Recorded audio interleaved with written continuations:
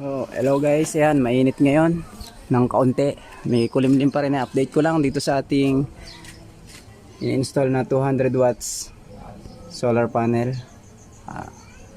Meron siyang 15 volts at 8.7 ampere. 200 watts yung solar panel niyan.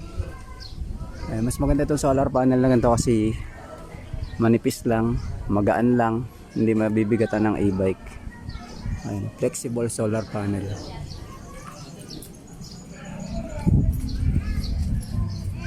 Meron tayong 16 ampere na breaker. Ayan.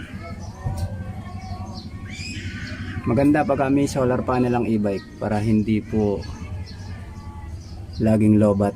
At syempre kung pagka-park mo after mong sumundo na estudyante, o di nagcha-charge na siya. Pag sundo mo ulit, malapit na ulit siyang mapuno. Bye bye.